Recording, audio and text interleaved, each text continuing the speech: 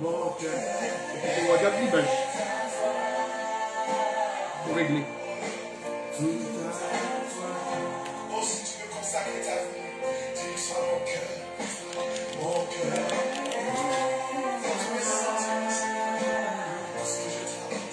Tout à toi. Mon cœur est à toi. Tout à toi. Alléluia.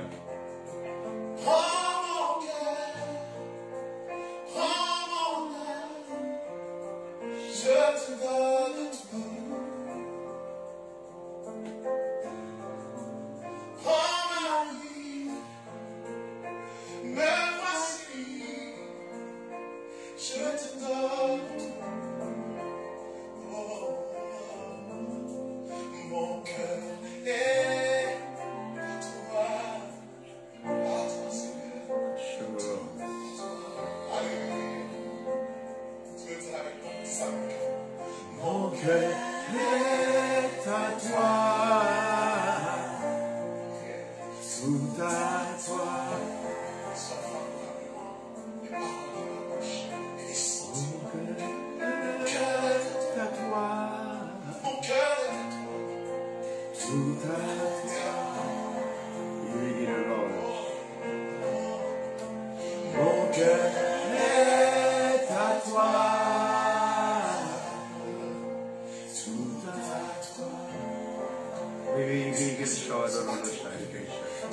God bacon shine, soda bacon shiki.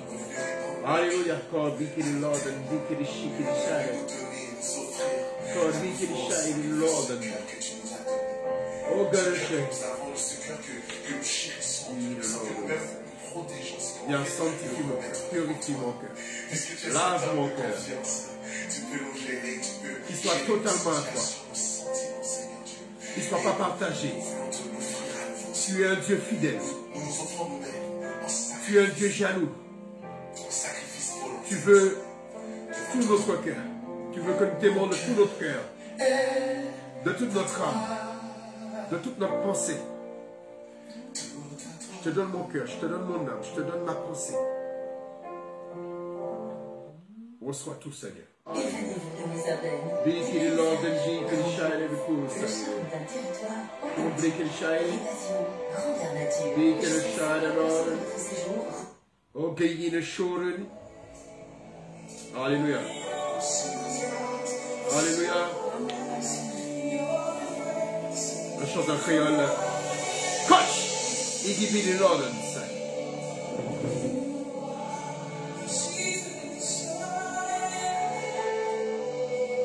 By making the show that Alléluia.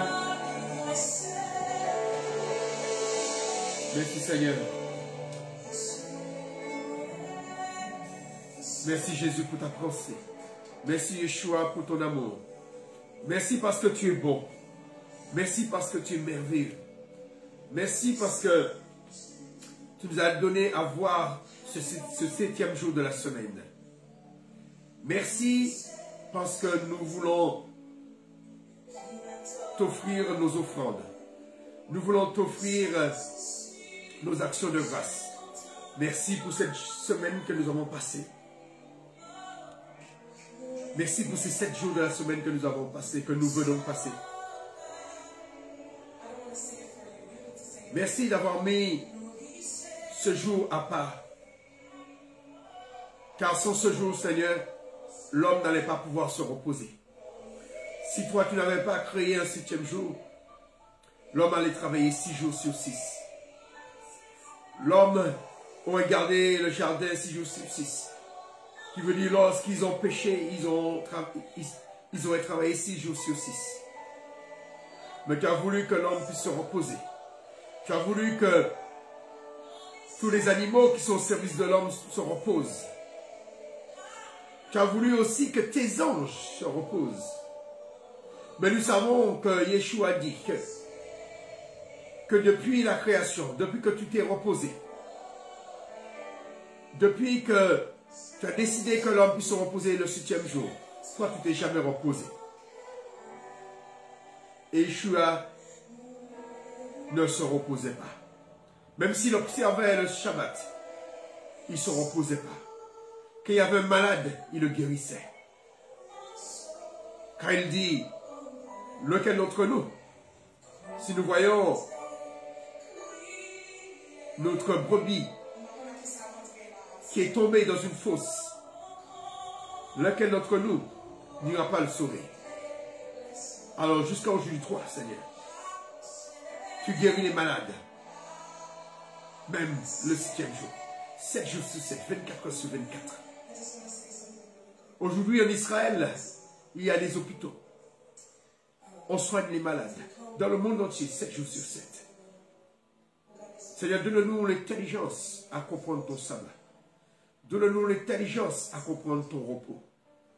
Donne-nous l'intelligence à comprendre ta sagesse. Tu as donné à l'homme 6 jours pour travailler et le 7e jour pour se reposer. Même les pays qui sont athées ont un jour de repos. Parce que toi, tu as établi cela. Alléluia. Parce que dès le commencement, tu l'as établi. Qui veut dire toutes les générations ont compris cela. Et Israël, pendant 400 ans, ou environ 400 ans, ils ont été esclaves. Parce qu'ils n'ont pas toujours été esclaves en Égypte. Lorsqu'ils ont été esclaves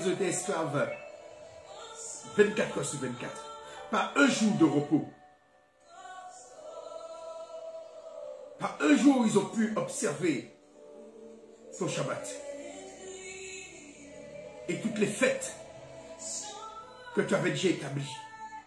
Les prémices que tu avais déjà établies.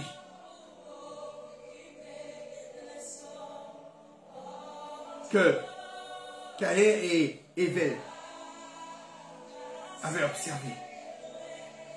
Et c'est lors de ces prémices, de ces offrandes de prémices, qu'il a été jaloux de son frère. Et il a tué son frère après. Ton peuple Israël avait perdu cette offrande, cette fête. Et depuis Noé, tu avais établi une nouvelle fête, qui était la fête des semaines. Et tu as fait une alliance avec Noé ce jour-là. En envoyant l'arc-en-ciel. Afin qu'on se rappelle que tu as fait une alliance avec non seulement l'homme, mais avec tous les êtres vivants. Avec tous les animaux. Afin que la terre ne soit plus inondée. Et tu as établi la fête des semaines. Et ton peuple Israël en Égypte avait tout oublié.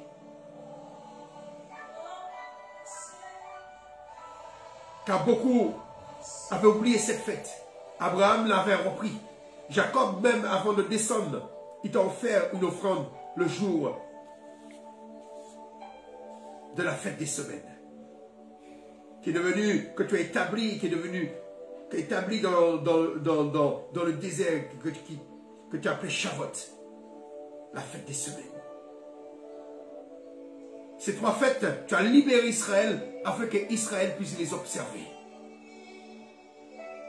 Avant d'établir de nouvelles fêtes, comme Pâques, la fête des mois et la fête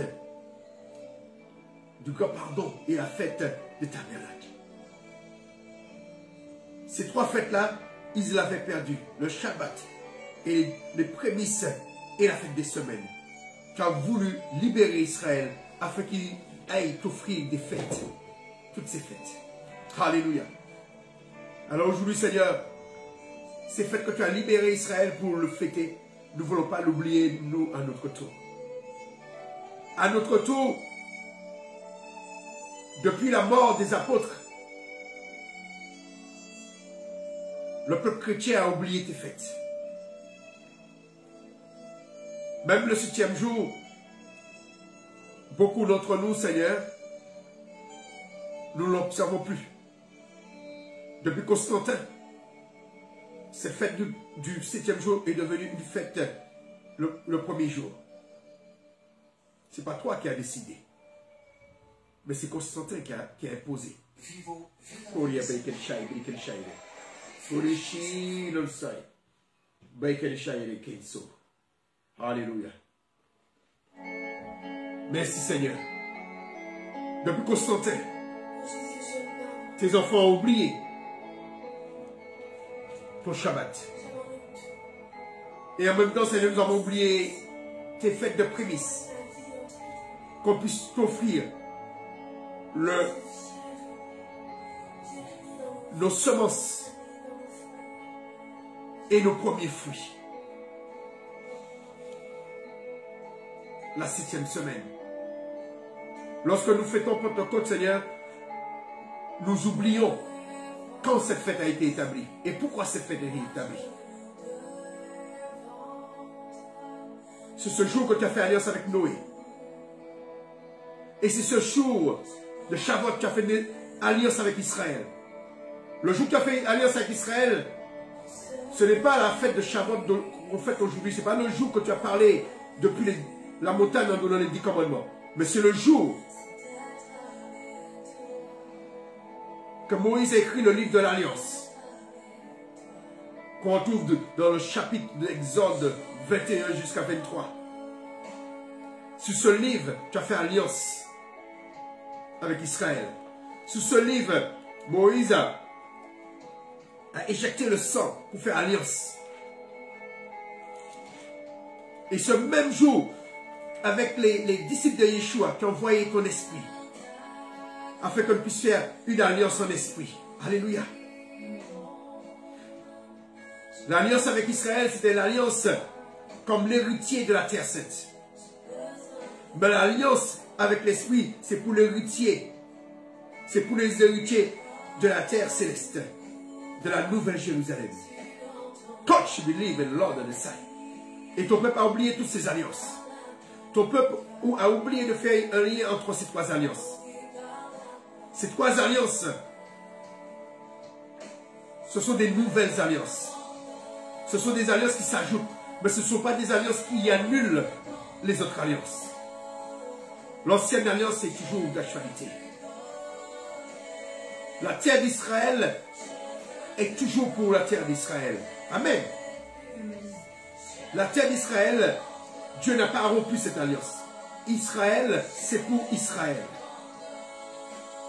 Et l'alliance que tu as faite avec Noé demeure encore. Tu es fidèle à ton alliance. Jusqu'à maintenant, Seigneur, tu as promis plus de déluge. Tu as tenu ta parole. Mais tu nous demandais en retour de te faire une fête afin de ne pas oublier cette alliance qui est Shavuot, la fête des semaines.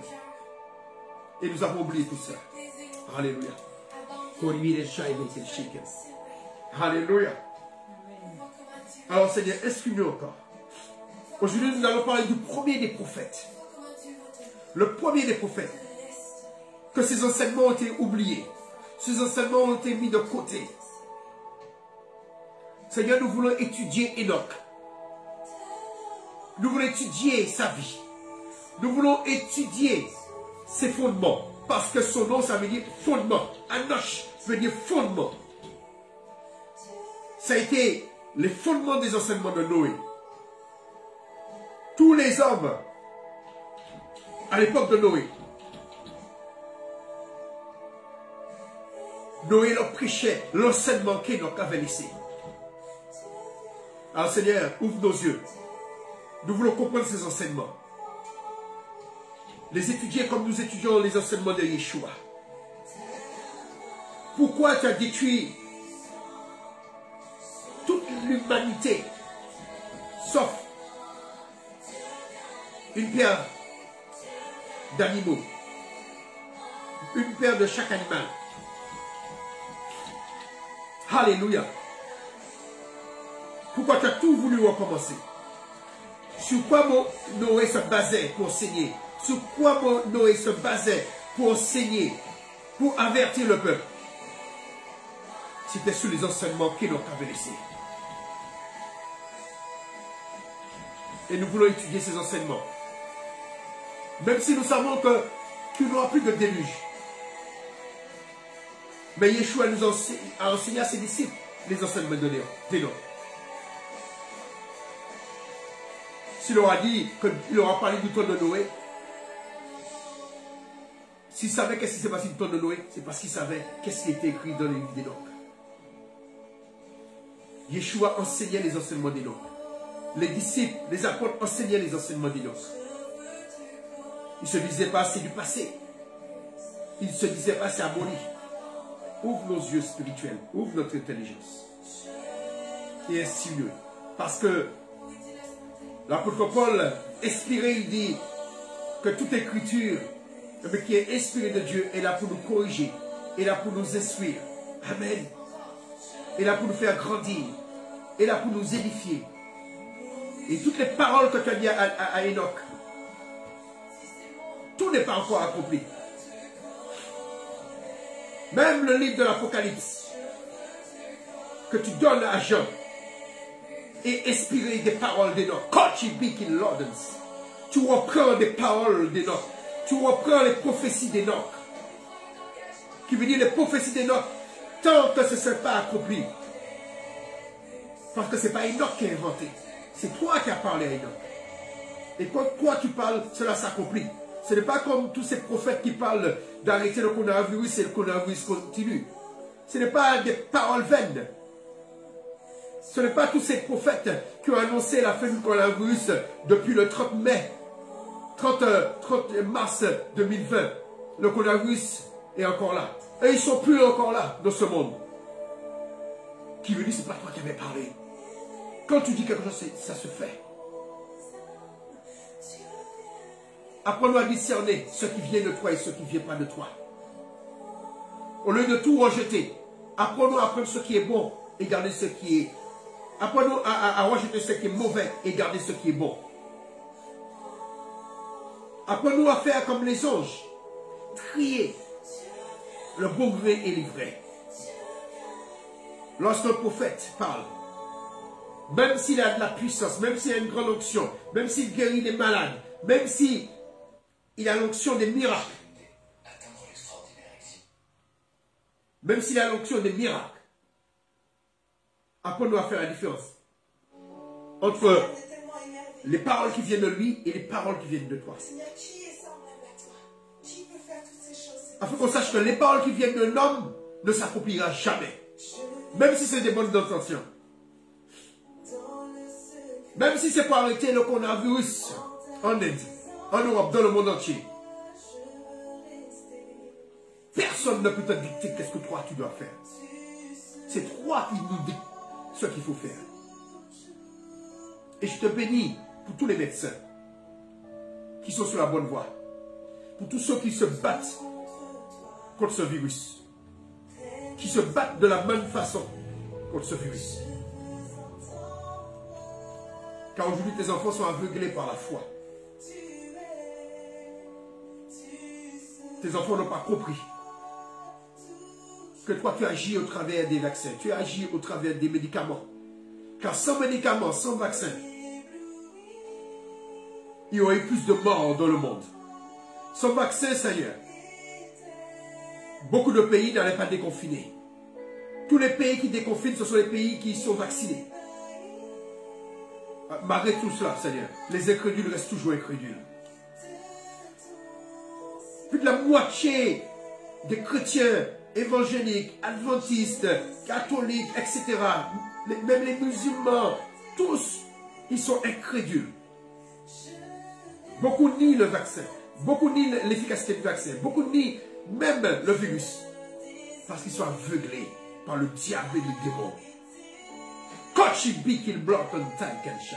Que les écailles tombent des yeux. Et donne-nous l'intelligence. Tous ces pasteurs qui racontent des bêtises, ouvrent leurs yeux. Et qui voient la réalité. Merci Seigneur pour ta grâce. Amen. Chantons cela. Protège, me soutiens. Tu es toujours là. Oh, baby, baby, kill Lord and break and shake in the shire. Amen. Alléluia. Amen. Ébahi à ton amour dans ton ciel. Je suis là à tes pieds. Je viens t'adorer. Je désire habiter près de toi.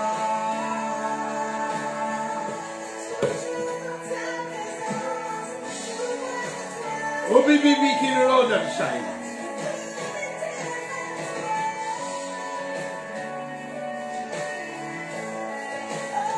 Give me the Lord and bless shine us.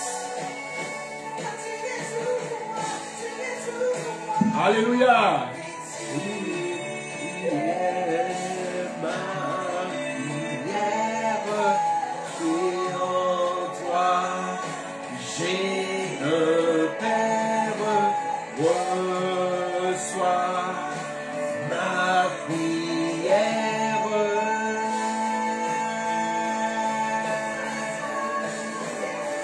Shine. Tu es ma lumière, en toi j'ai un Père, reçois ma prière.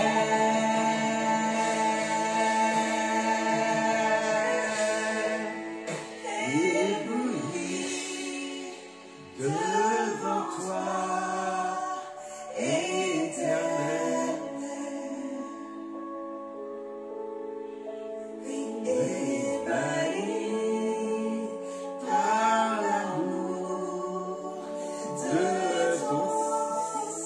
Alléluia. Je suis là à tes pieds et je viens t'adorer. Be to the Lord and be to the shining soul. Alléluia.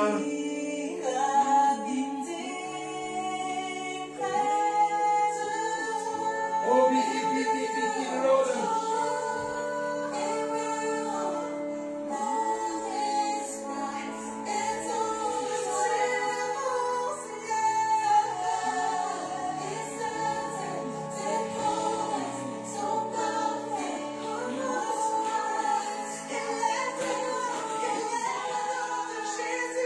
Alléluia.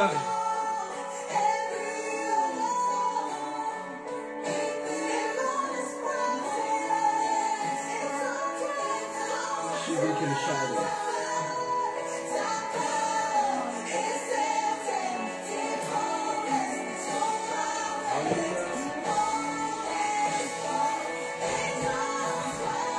Amen.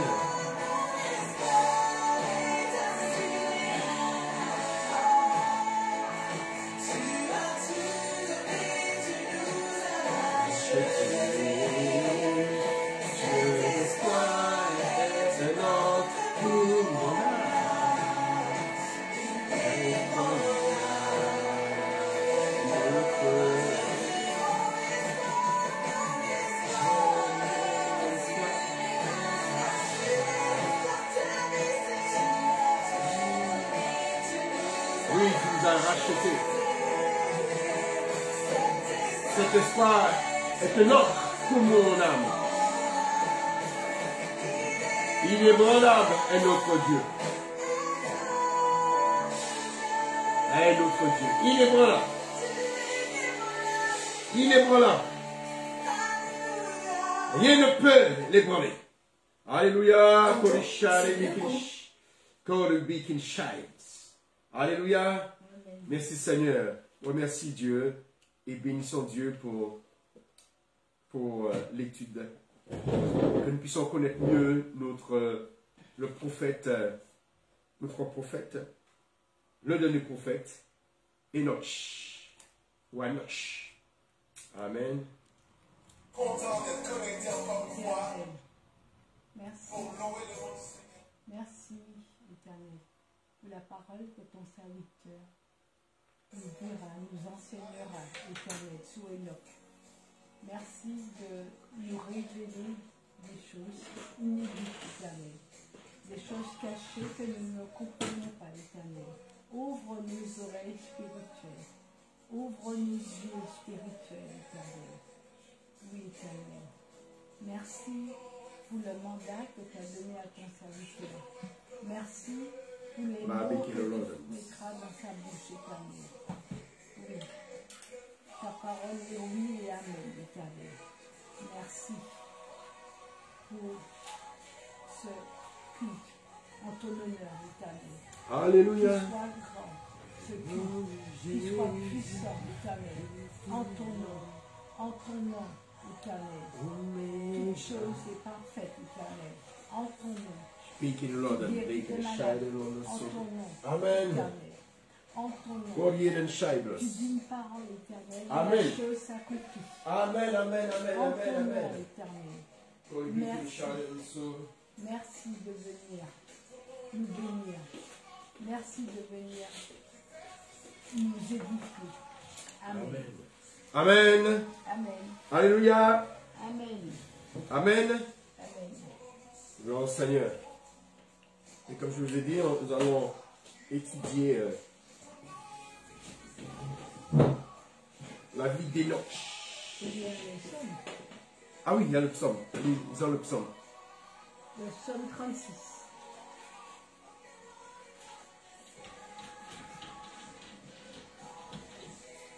Non, laisse-la lire. Laisse-la lire. Il fait beau. Psaume 36.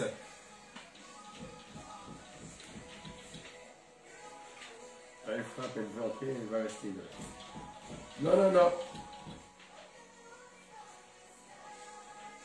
Psaume 36. Oria de Shaibri, Kenshare, Kenshare, Konsharulo. Au chef des chants. Attends. Je prends.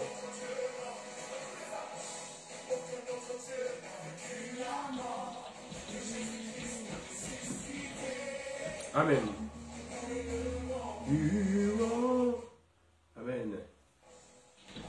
Allez, je vais lire.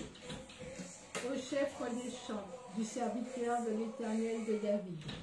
La parole impie du méchant résonne au fond de mon cœur.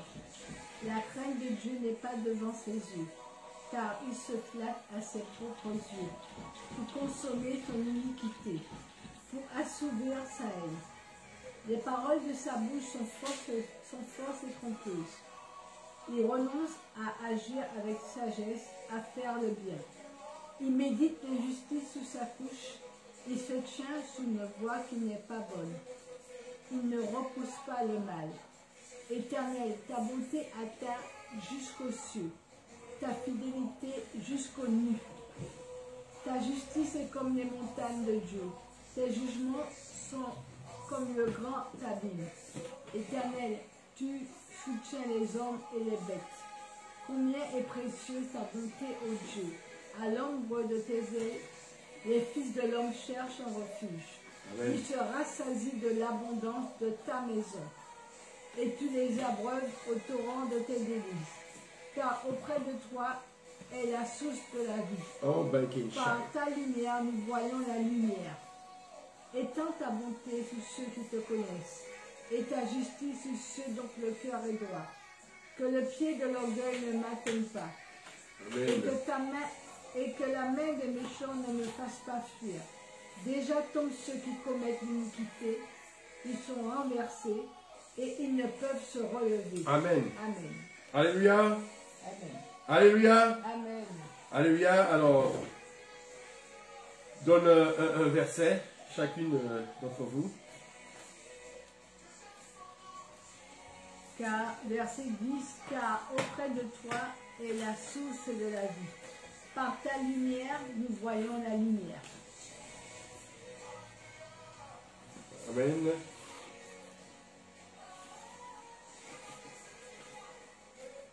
Par ta lumière, nous voyons la lumière. Alléluia. Merci Seigneur. Par ta lumière, nous voyons La lumière. Amen. Qui veut dire que la lumière, c'est qui? C'est la parole. La lumière, c'est le Christ qui est la parole. Amen. Par le Christ qui est la lumière, qui est la parole, eh bien, il éclaire, nous voyons la lumière. Oui. C'est comme si c'est le soleil. Le soleil, c'est ce qui éclaire. Amen. Mais celui qui est aveugle, malgré que le soleil est là, est-ce qu'il arrive à voir? Est-ce qu'il arrive à voir la lumière du soleil? Qui veut dire que le soleil, c'est une lumière. Mais les yeux aussi nous éclairent. Amen. Le soleil nous éclaire, mais il n'y a pas que le soleil qui nous éclaire. Sans le soleil, on ne peut pas voir. Sans une lumière artificielle ou naturelle, on ne peut pas voir. Mais même s'il y a la lumière artificielle, une lampe, un chandelier, le soleil, mais si tu n'as pas la lumière du corps, qui est les yeux, si tu es aveugle, tu ne peux pas voir la lumière. Et c'est pourquoi il est dit, reprends le verset 10. Car auprès de toi est la source de la vie. Par ta lumière, nous voyons la lumière. Par ta lumière, nous voyons la lumière. C'est comme si par tes yeux, nous voyons la lumière. Amen. Par tes yeux, ça veut dire, lorsque Dieu nous éclaire, nous voyons la lumière. Amen. J'ai ton verset. Dans ta maison, tu... C'est quel verset? 9. Vas-y. Dans ta maison, tu leur donnes une nourriture avant. Attends. Et si tu peux articuler, ce serait bien. Reprends, s'il te plaît, chérie. Dans ta maison, tu leur donnes une nourriture abondante. Tu les fais boire au fleuve de ta bonté. Amen. Reprends, chérie. Reprends. Dans ta maison, tu leur donnes une nourriture abondante. Tu les fais boire au fleuve de ta bonté. Amen. Alors, je lis ma version. Ils se délectent de la riche abondance dans ta maison. Et tu les fais boire au cours d'eau tes délices. Amen. Qui veut dire que lorsque nous rassemblons, c'est un moment de fête. Amen. Amen. Il n'y a pas de la fête seulement quand pécheur se repent. Chaque Shabbat, c'est un jour de fête pour Dieu. Chaque Pâques, c'est un jour de fête. Parce que ce sont les fêtes de l'Éternel. Les Shabbats, comme Moïse a établi, et les Shabbats de Jésus, de Yeshua ou ses disciples, c'est Talmudim. Il faisait la fête, c'est comme si vous faites comme celui qui a travaillé toute la semaine, et puis lorsque le week-end arrive, il va faire la fête, il va au restaurant, il va en boîte de nuit, il va au cinéma, il va fêter cette fin de semaine. Et cela, c'est Dieu qui a établi cela, dès le départ. Faire la fête à la fin de la semaine. C'est pourquoi le Shabbat, c'est un jour de fête. C'est une fête hebdomadaire. Dieu n'a pas établi de fête quotidienne. Mais il a établi des fêtes qui marquent le temps. Le Shabbat, c'est pour marquer la fin de la semaine. Après, vous avez, et avec le d'Enoch, on va le voir, parce que quand Dieu parle à Moïse, il lui parle en Shabbat, en année sabbatique. Une année, nous saluons notre frère, alléluia, une année sabbatique, une année sabbatique pour Dieu, c'est la 7e année. Tous les 7 ans, c'est une année sabbatique. C'est pourquoi Dieu, dans le livre d'Enoch, eh ben, on parle en année sabbatique. Quand Dieu explique à Moïse, eh bien, les repères qu'il lui donne, c'est les années sabbatiques. Et quand vous êtes arrivé à la 7e année sabbatique, 7 fois 7 te fait combien, Jeanne? Quoi? 49. Ça veut dire la 49e année, ça fait la 7e année sabbatique. Les années sabbatiques, vous ne travaillez pas. C'est-à-dire que la 6e année, Dieu donne assez de production pour ne pas travailler la 7e année. Et il donnait de la production pour 3 ans. Pour la 6e, la 7e, pour la 7e jusqu'à la 9e. 7e, 8e, 9e. Ça veut dire que Dieu les bénissait abondamment. Et ce qui se passait, la 50e année, ça veut dire que la 49e année, c'est une année sabbatique, mais la 50e année, c'est une année de jubilé. Et cette année-là, ils ne travaillaient pas aussi. Ça veut dire qu'ils avaient 2 années sabbatiques tous les 50 ans. La 49e et la 50e. Parce que l'année du jubilé, ce n'est pas l'année de la 49e. C'est après la 49e. L'année qui commence après la 49e. Et après chaque sabbat, c'était comme ça. C'est comme la fête des semaines. La fête des semaines ne se passe pas le 49e jour, mais ça se passe quand? La fête des semaines. Shavuot. Pentecôte, ça signifie quoi? Pentecôte. Dès que vous voyez Pente, ça veut dire sec. Voilà. Le 50e jour. Comme jubilé, c'est la 50e année. Pentecôte, ça veut dire 50e jour. La fête des semaines était toujours fêtée le lendemain du 7e sabbat. Amen. Ce n'est pas comme font les Juifs aujourd'hui. Ils fêtent la fête des semaines le 50e jour après Pâques. Et Pâques tombe n'importe quel jour de la semaine. Et Shavuot, c'est toujours après un jour de Shabbat. Qui veut dire que la veille, c'est un jour de Shabbat, qui est le 7e jour de la semaine. Et le premier jour de la semaine qui suit, c'est Shavuot. Shavuot est toujours après un jour de Shabbat. Qui veut dire que c'est toujours... C'est à ce moment-là qu'on a un jour... dans l'année... C'est à ces moments-là qu'on a dans l'année les jours de prémices, 2 jours de sabbat qui se suivent. Le sabbat du 7e jour et le sabbat de Shavuot. Aujourd'hui, bon, nous ne travaillons pas le samedi et le dimanche. Ça, c'est devenu hebdomadaire. Mais là, quand Dieu a établi les choses, on avait 2 jours, ces 2 jours-là, on avait ces 2 jours de repos, les jours des prémices, et les jours de la fête des semaines. Et c'est pourquoi un jour, on appelait les disciples, ils avaient cueilli des épis le jour du sabbat, mais ce jour de sabbat est appelé le sabbat second. Ça veut dire le 2e sabbat, qui est sûrement un jour de prémices. Ce n'est pas un jour de sabbat du 7e jour, mais c'était un jour qu'il y avait 2 sabbats qui se suivaient. Amen. Alors, ces choses sont très importantes pour qu'on puisse comprendre le livre d'Enoch. Alors, le livre d'Enoch, nous allons lire comme introduction Genèse 5.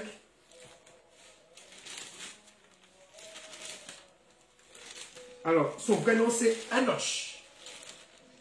H-A-N-O-S-H.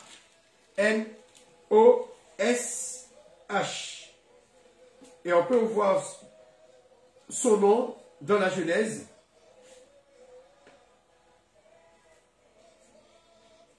Amen. On peut voir son nom dans la Genèse. À partir de Genèse 5, au verset 19 On peut lire verset 19 jusqu'à 24.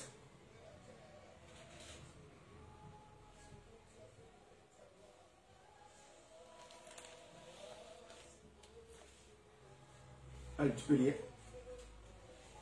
Jérud vécut après la naissance d'Enoch 800 ans, et il engendra des fils et des filles. Tous les jours de Jérud furent de 962 ans, puis il mourut. Enoch, âgé de 65 ans, engendra Méthushélah. Enoch, après la naissance de Méthushélah, marcha avec Dieu 300 ans, et il engendra des fils et des filles. Tous les jours d'Enoch furent de 365 ans. Enoch marcha avec Dieu, puis il ne fut plus parce que Dieu le prit. Alléluia. Le temps de... Bon, prie parce que quand je cherche ma tablette, j'ai...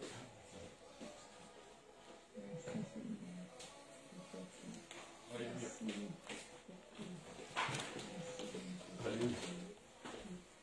Alléluia. Amen. Amen. Amen. Alors, dans le livre de Juges, dans le livre de Luc, et pas Luc, chaque fois je dis le livre de Jude. Le livre de Jude, on nous parle aussi d'Enoch. Alors, prenons Jude. Jude, juste avant l'Apocalypse, à la fin.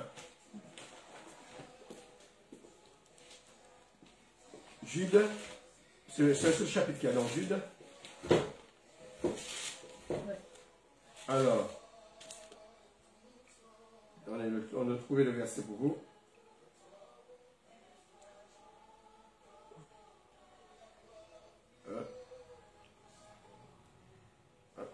Ça ne me le dit pas là. Alors, normalement dans Jude, je sais voir où qui est marqué pour le livre d'Enoch. Je vais regarder sur la concordance.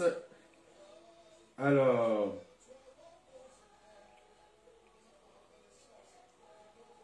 bon, c'était pour vous montrer que Jude, les paroles d'Enoch étaient, voilà, c'est au verset 14. Lis le verset 14. Alors, c'est aussi pour eux qu'Enoch, le 7e depuis Adam, a prophétisé en ces termes.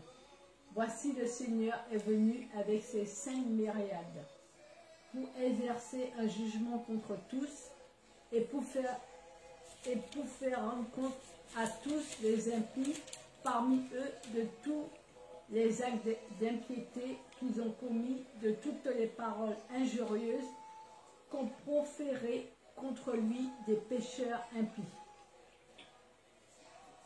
Continue. Ce sont des gens qui murmurent, qui se plaignent de leur sort, qui marchent selon leur convoitise, qui ont à la bouche des paroles hautaines, qui admirent les personnes par motif d'intérêt. Mais vous, bien-aimés, souvenez-vous des choses annoncées d'avance par les apôtres de notre Seigneur Jésus-Christ. Amen. Alors, il parle d'Enoch, mais je pense que pour qu'on puisse mieux comprendre, il faut que vous compreniez, parce que là, tu veux dire que lui, il est en train de prendre, j'ai l'écran, il est en train de citer des paroles du livre d'Enoch. Amen. Alors, je dis ce livre-là, c'est le livre d'Enoch, mais ce n'est pas Enoch qui a écrit ce livre. On retrouve les enseignements et la vie d'Enoch dans ce livre. Amen. Mais les paroles que le Jude nous donne là sont écrites dans ce livre. Alors, alléluia. Alléluia. Amen. Alors, prenons un peu plus haut. Prenons à partir du verset 11. De quoi? Non, Jude. Jude. Parce que nous n'avons pas dans la Genèse le message d'Enoch. Nous n'avons pas dans la Genèse les enseignements d'Enoch. Et là, on voit que Jude, il a les enseignements d'Enoch. Qui veut dire que le livre d'Enoch C'est un livre qui faisait partie des livres que les apôtres étudiaient. Et que l'Église, depuis le catholicisme, a mis de côté. Alors, lisons cela. C'est un livre que les apôtres n'ont jamais mis de côté. Ça veut dire que nous avons un problème avec l'enseignement des apôtres. Nous écartons dans l'enseignement des apôtres. Lisons cela. Alors, malheur à eux, car ils ont suivi la voie de Caïn. Ils se sont jetés pour un salaire dans l'égarement de Balaam. Ils se sont perdus par la révolte de Corée. Ce sont des écueils dans vos agapés, faisant impudemment bonne chère, se repaisant eux-mêmes. Ce sont des nuées sans eau, poussées par les vents, des arbres d'automne s'enfuient, 2 fois morts, déracinés, des vagues furieuses de la mer rejetant l'écume de leur impureté. Des as errants auxquels l'obscurité des ténèbres est réservée pour l'éternité.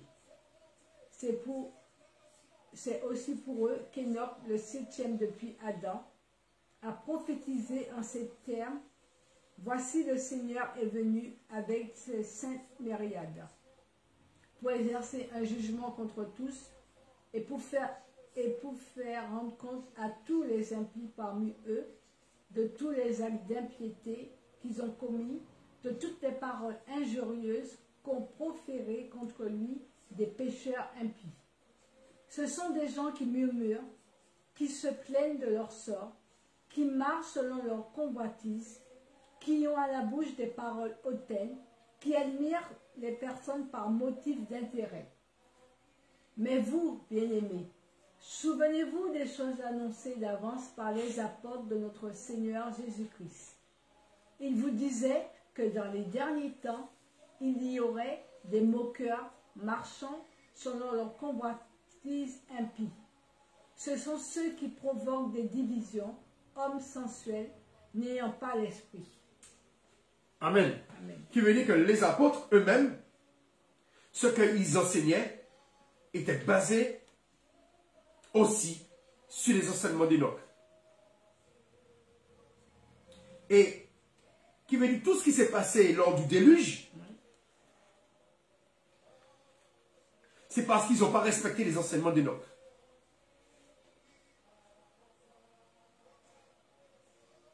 Si la terre entière avait observé les enseignements d'Enoch, il n'y aurait pas eu de déluge. Noé, sur quoi il se basait? Est-ce qu'on a des textes de Noé? Non, on n'a pas les textes de Noé. On n'a aucun livre qui est écrit, qu'on a dans une possession écrit pour Noé, de Noé. Mais sur quoi il se basait? Sur les enseignements d'Enoch.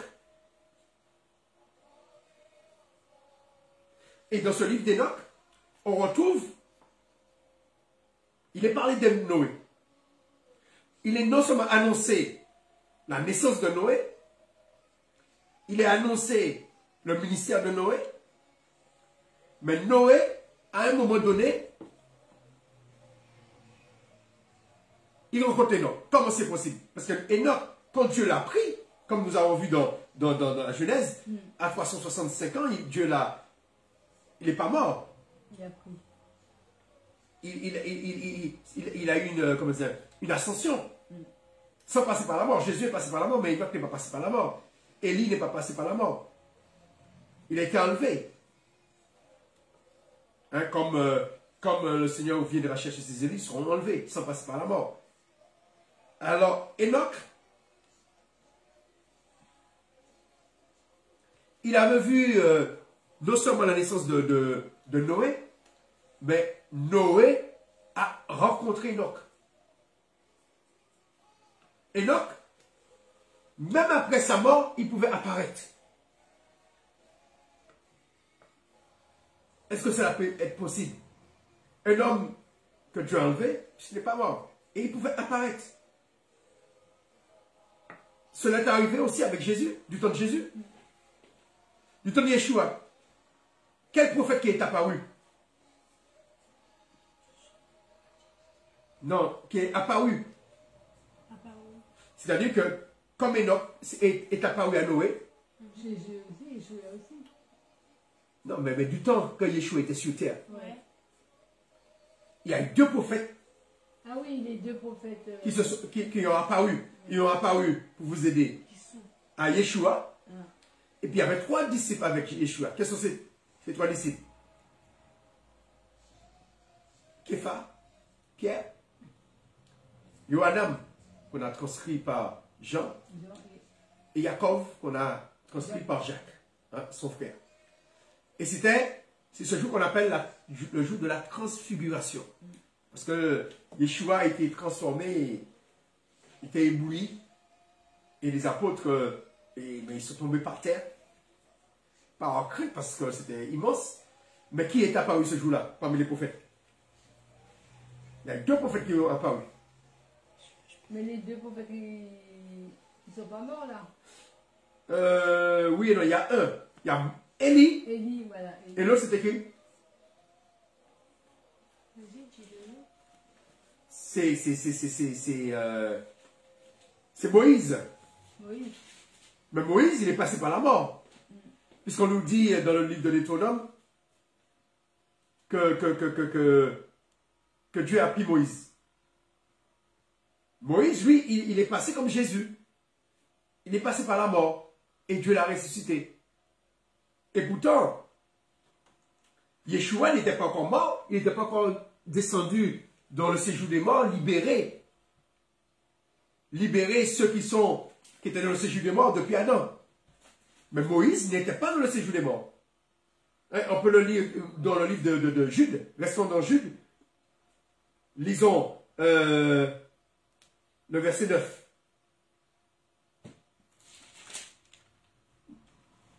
Or, l'archange Michel, lorsqu'il contestait avec le diable et lui disputait le corps de Moïse, n'osa pas porter contre lui un jugement injurieux, mais il dit que le Seigneur te réprime. Eux, au contraire, ils parlent d'une manière injurieuse de ceux qu'ils ignorent et ils se corrompent dans ce qu'ils savent naturellement comme des brutes. Amen. Alors, le début du verset 9 qui nous intéresse. Le corps de Moïse a été quoi? Disputé. Le corps de Moïse a été? Disputé. Pourquoi le corps de Moïse a été disputé? Le corps. Lorsque tu meurs, ton corps va où? Sous terre. Si son corps a été disputé, ça veut dire qu'il n'a pas été Sous terre. sous terre.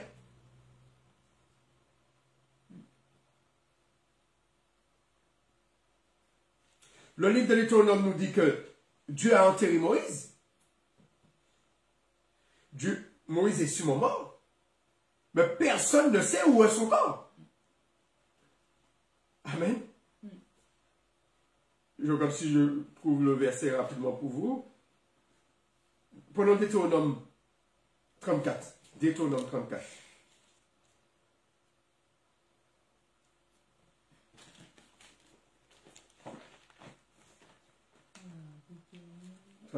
C'est au début. Voilà. Alors, verset 7. Ah non, on va prendre un peu plus haut parce que...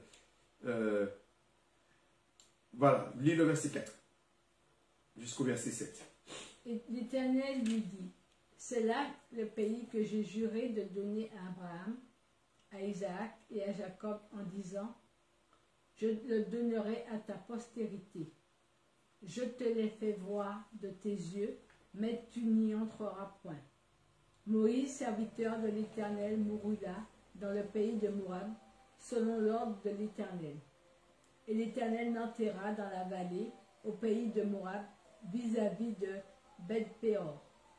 Personne n'a connu son sépulcre jusqu'à ce jour. Moïse était âgé de 120 ans lorsqu'il mourut. Sa vue n'était point affaiblie et sa vigueur n'était point passée. Les enfants d'Israël pleurèrent Moïse pendant 30 jours dans les plaines de Moab, et ces jours de pleurs et de deuil sous Moïse arrivèrent à leur terme. Amen. là, Dieu a enterré Moïse. Et Jude nous révèle que son corps a été disputé. Son corps a été disputé. Qui veut dire que Moïse, il n'est pas descendu dans le séjour des morts. Oui, mais son père il disputait avec quel, on dit l'archange Michel, mais l'archange Michel contre qui? Quoi? Il disputait le corps de Moïse. Ah ben contre le diable. Contre On regarde bien le Jude, c'est contre le diable qu'il est dit. Jude verset 9. Or, lorsqu'il contestait avec le diable et disputait au sujet du corps de Moïse, le verset 9, c'est avec le diable. Ou l'ange de la mort. Hein? C'est plus le travail de l'ange de la mort, parce qu'il y a une différence entre le diable et l'ange de la mort, qui est un ennemi de Dieu. Ils ont disputé le corps de Moïse. C'est pourquoi que dans Matthieu 17, comme je vous ai dit tout à l'heure, pendant Matthieu 17, c'est pourquoi Moïse est apparu. Parce qu'il n'était pas dans le séjour des morts.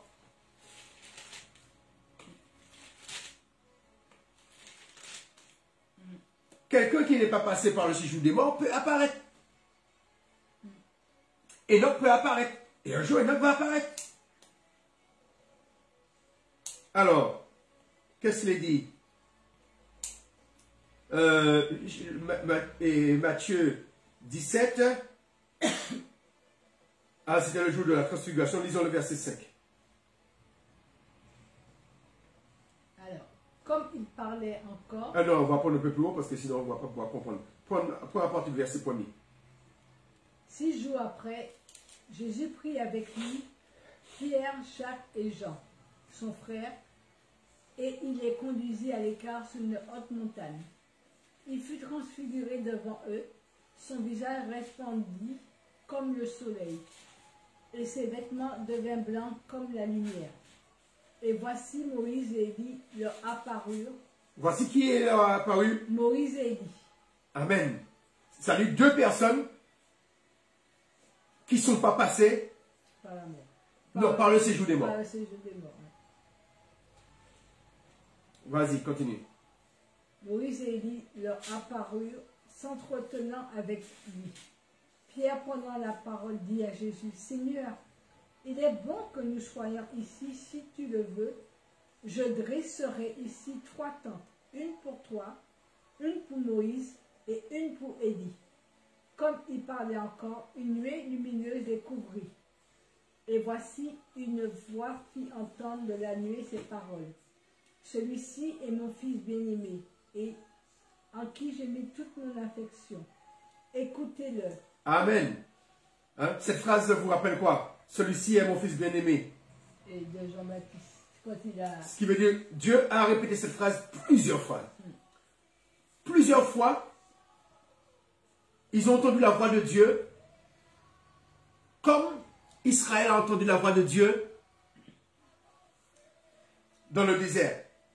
Dieu était sur le mont Sinaï, il a donné les 10 commandements, comme une voix, dans une voix de tonnerre. Lorsque Yeshua se fait baptiser, Dieu parle de la même façon.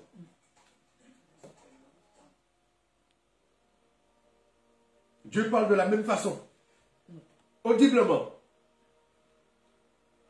Un jour, ils étaient au temple. C'était les jours qui précédaient sa mort. Dieu a parlé de la même façon, il a dit la même chose.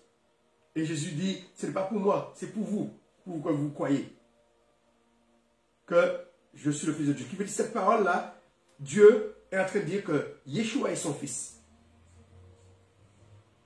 Et quand Pierre disait, Jésus disait, les autres disent que je suis Élie, je suis. Mais qui dites-vous que je suis? Pierre disait, tu es le Fils de Dieu. Qu'est-ce que Jésus lui a dit?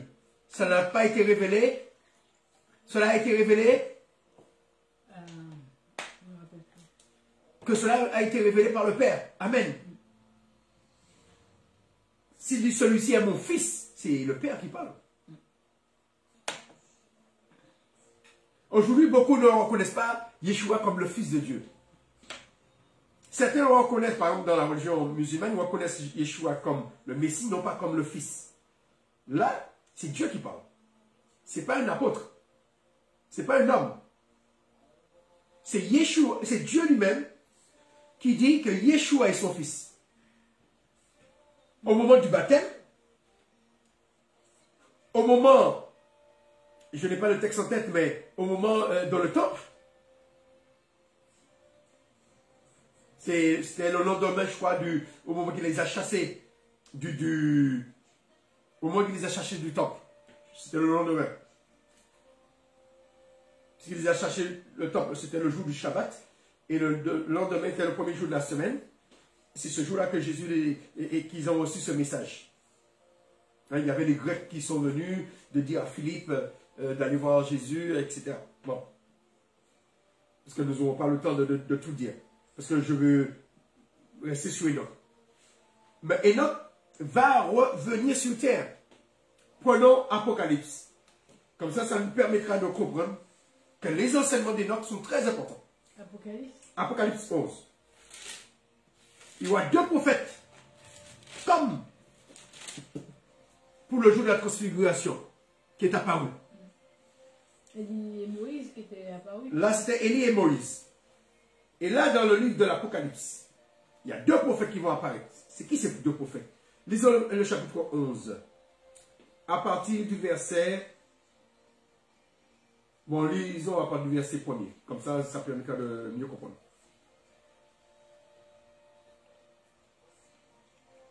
Lisons à partir du verset 1er de Apocalypse. Alors, on me donna un roseau semblable à une verge en disant, lève-toi et mesure le temple de Dieu, l'autel et ceux qui y adorent. Mais le parvis extérieur du temple laisse-le de côté et ne le mesure pas, car il a été donné aux nations et elles fouleront au pied la ville sainte pendant 42 mois. Je donnerai à mes deux témoins le pouvoir de prophétiser. Je donnerai à mes deux témoins le pouvoir de prophétiser. Revêtus de sac pendant 1260 jours. Amen. Continue. Ce sont les deux oliviers et les deux chandeliers qui se tiennent devant le Seigneur de la terre. Les deux chandeliers et les deux oliviers qui se tiennent devant le Seigneur de la terre. Continue. Si quelqu'un veut leur faire du mal, du feu sort de leur bouche et dévore leurs ennemis. Amen. Et si quelqu'un veut leur faire du mal, il faut qu'ils soient tués de cette manière. Ils ont le pouvoir de fermer le ciel, afin qu'il ne tombe point de pluie pendant les jours de leur prophétie. Amen. Et ils ont le pouvoir de changer les eaux en sang. Amen. Et de frapper la terre de toute espèce de plaie chaque fois qu'ils le voudront. Amen. Wow.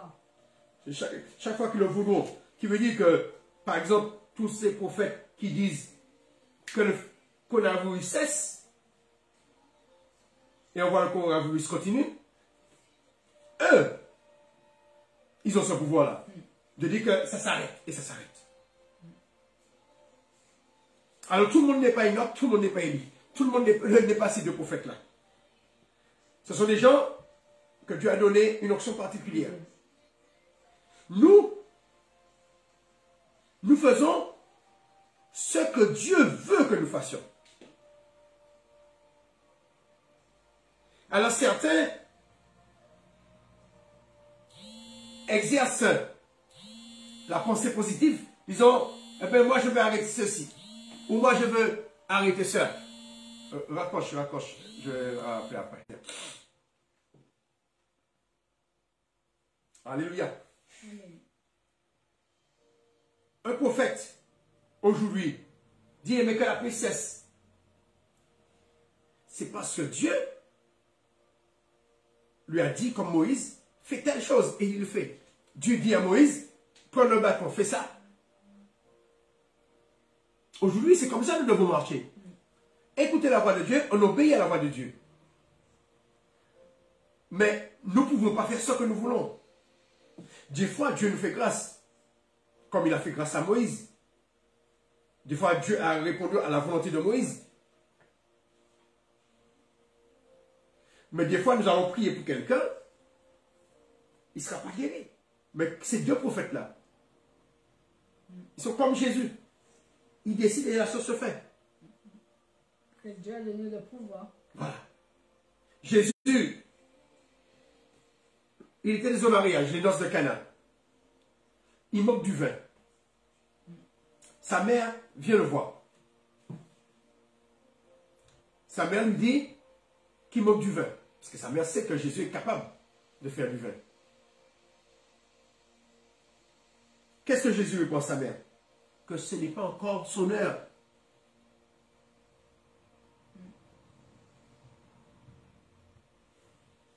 Jésus dit de prendre 6 jarres. Hein? On retrouve le chiffre 6, le chiffre du jour que l'homme et la femme ont été créés. Et qu'est-ce qui se passe? Il change l'eau en vin.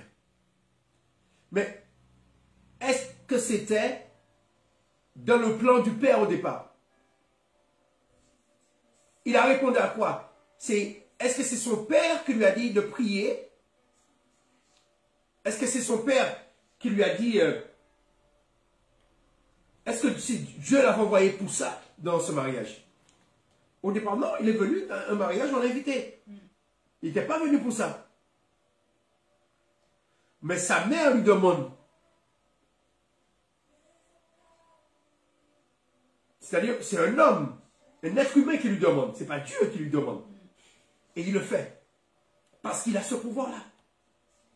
Tout ce qu'il décide, il peut le faire. Mais nous, c'est pas comme ça. On ne décide pas que telle chose et puis ça se fait. Nous, on est commandé par Dieu. La chose se réalise, c'est quand Dieu nous a commandé de le faire. Et ça, c'est une notion très importante.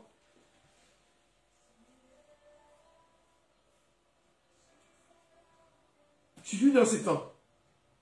Nous ne pouvons pas décider d'arrêter le coronavirus comme ça. Non. Si Dieu te demande de prier pour quelqu'un, ça se fait.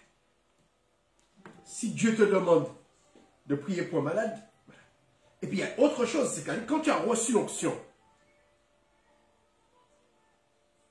tu n'as pas besoin que Dieu te demande, tu as l'onction. Tu pries pour la personne et elle sera guérie. Parce que tu as reçu l'onction. Quand Jésus prie à la résurrection de Lazare, qu'est-ce qu'il fait? Il ne dit pas la première chose, Lazare sort. Il pleura. Il prie. Ça veut dire qu'il parle à son Père avant. Et pourtant, Jésus avait dit, avant la mort de Lazare, que la maladie de Lazare, c'est pour la gloire de Dieu. Il savait que Dieu allait le ressusciter. Mais il prie avant. On aurait dit comme s'il demande à Dieu de faire grâce. Lazare ne méritait pas d'être ressuscité. Mais il dit à Dieu, pour ta gloire, fais ça. Ça veut dire, il y a des choses qu'on peut demander à Dieu de faire grâce. Quand il y a une guérison, c'est une grâce que Dieu nous fait. Ce n'est pas l'obligation. L'obligation, c'est de mourir. La guérison n'est pas obligatoire. La mort est obligatoire. Qui veut dire que pour que Dieu puisse allonger notre vie, c'est une grâce. Et c'est pourquoi Jésus, avec humilité, il vient devant son Père pour demander à Dieu de faire grâce. Ce n'est pas parce que tu as reçu l'onction, automatiquement, les gens sont guéris, automatiquement, il y a des miracles. Et à certains moments, comme tu as l'onction, Pierre du bassin, l'onction guérissait les gens, c'est Dieu qui guérit. Mais des fois, on a besoin de souligner, Dieu fait grâce. Quand Jésus était revenu de ce jour de la transfiguration, ils ont vu Moïse, qui s'est descendu, il a vu ses disciples qui n'arrivaient pas à chasser un démon. Et quand Jésus est venu, il a commandé le démon est parti. Il pose à Jésus la question, mais pourquoi eux, les disciples ont posé la question, mais pourquoi nous n'avons pas réussi? Il a dit, ce genre de démon ne peut être chassé que par le jeûne et la prière. Qu'est-ce qu'on fait dans le jeûne et la prière? Eh bien, on s'humilie devant Dieu. On demande à Dieu de faire grâce. Et pourtant, Jésus avait prié pour eux, ils avaient l'onction pour guérir les malades. Parce qu'ils avaient déjà guéri les malades. Ils avaient déjà délivré les gens. Mais des fois, c'est pas parce qu'on a l'onction que les choses vont se faire automatiquement. Des fois, même si on a l'onction, il faut s'humilier devant Dieu, dire à Dieu, tu n'es pas obligé de le faire, mais fais grâce. Et beaucoup de guérisons, Jésus faisait, avant de prier pour les gens, il disait quoi? Que tes péchés soient pardonnés. Parce que le plus grand des miracles, c'est que tes péchés soient pardonnés. Parce que quand tes péchés sont pardonnés, quand tu meurs, tu vas à côté de Dieu. Mais quand il guérit ton cœur, il guérit tes yeux, il guérit ton corps, ça ne veut pas dire que ton corps n'ira pas au paradis. Tu es guéri, mais pour autant. Après, le corps, un jour, il faut qu'il quitte la terre. Et Jésus démontrait que lui, il a la capacité non seulement de guérir les corps, mais de guérir les âmes. Les péchés peuvent pardonner. Et les Yehudim, les Juifs de l'époque, ne pouvaient pas comprendre ça. Comme qu'il est celui-ci qui pardonne les péchés. Alors, pour revenir sur Enoch et Élie, eux, ils ont ce pouvoir. Alors, sortons dans la pensée positive. Il suffit de penser, on va réussir quelque chose. Oui, le mental est important. Mais là, on n'est pas dans le mental, parce que ce sont des gens qui vivent depuis des siècles auprès de Dieu. Ils vivent au ciel depuis des siècles. Eux, ils ont appris à connaître la volonté de Dieu. Et puis Dieu leur a donné ce pouvoir-là. Vous décidez que la pluie cesse, la pluie cesse. Vous décidez que la pluie revienne, il revient. Amen. Alors, ces deux prophètes-là, continue ta lecture, viendront au jour sur terre. Et ces deux prophètes, c'est Enoch et Élie. Continue. Quand ils auront achevé leur témoignage, la bête qui monte de l'abîme leur fera la guerre, les vaincra et les tuera. Et leurs cadavres seront sous la place de la grande ville qu'on nomme symboliquement Sodome et Égypte, la même où leur Seigneur a été crucifié. Des hommes d'entre les peuples, les tribus, les langues et les nations verront leurs cadavres pendant 3 jours et demi, et ils ne permettront pas que leurs cadavres soient mis dans un sépulcre. Alléluia. Et à cause d'eux, les habitants de la terre se réjouiront et seront dans l'allégresse. Et ils s'enverront des présents les uns aux autres, parce que ces deux prophètes ont tourmenté les habitants de la terre. Après 3 jours et demi, un esprit de vie venant de Dieu entra en eux, et il se tient sous leurs 2 pieds, et une grande crainte s'empara de ceux qui les voyaient. Et ils entendirent du ciel une voix qui leur disait, « Montez ici !» Et ils montaient au ciel dans la nuit. Alléluia. Et leurs ennemis les virent. À cette heure-là, il y eut un grand tremblement de terre, et la 10e partie de la ville tomba.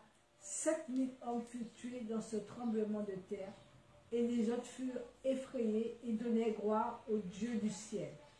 Amen. Le second malheur est passé. Voici le 3e malheur bien. Alléluia. On n'a pas fini avec Enoch. Enoch reviendra. Dans les évangiles, on nous parle d'Enoch. Mais on nomme pas son nom. Jean-Baptiste, qu'est-ce qu'on lui dit? Est-ce que tu es Élie ou... Non, on ne lui dit pas Enoch. Ou le prophète. Mais le prophète dont qu'on parle là, qu'on n'a pas nommé son nom, c'est Enoch.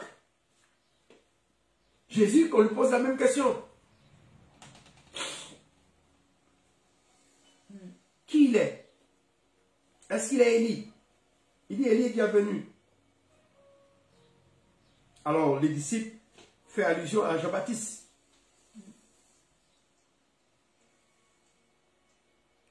Ou le prophète. On se demande c'est qui? C'est qui? Le prophète dont il est parlé là, c'est le prophète Enoch. Qui veut dire les Juifs savent qu'Enoch va revenir. Pourquoi? Parce que dans les écrits d'Enoch, cela est écrit. La mission d'Enoch n'est pas finie. Et nous avons lu dans, les livres, dans 2 livres apocryphes que lorsque Christ est descendu chercher les âmes dans le séjour des morts, Adam, que cela arrive au paradis, qu'ils ont vu? Ils ont vu 2 prophètes, Élie et Enoch. Et Élie et Enoch leur a dit que ils attendent leur temps pour retourner sur la terre. On n'a pas fini avec Enoch, on n'a pas fini avec Élie. Qui veut dire ces 2 prophètes-là, nous avons besoin de connaître leurs instructions.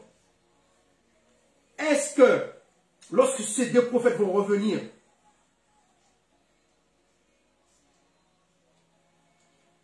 le Christ aura déjà enlevé ses élus? Qui veut dire, s'il faut que ces 2 prophètes viennent sur terre avant que le Christ enlève les élus,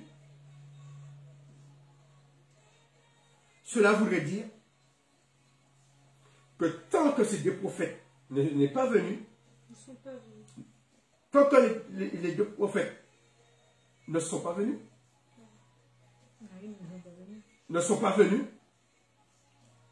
il n'y aura pas d'enlèvement.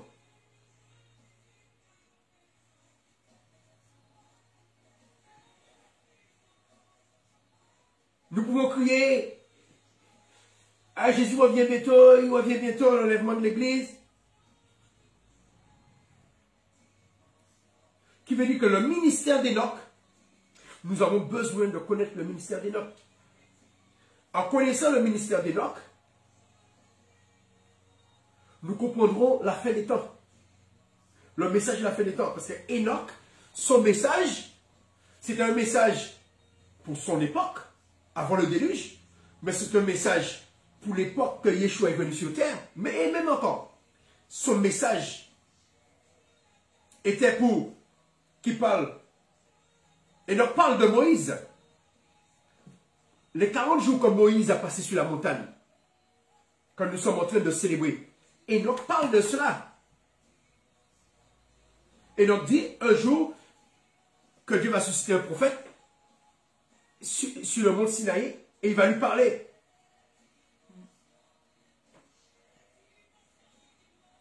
Et les anges sont venus et ils ont enseigné Moïse la vie d'Enoch. Alléluia. C'est pourquoi nous allons étudier la vie d'Enoch. Alors, pour cela, nous allons reprendre le livre de Jubilé. Nous allons lire à partir du chapitre 4, à partir du verset 17.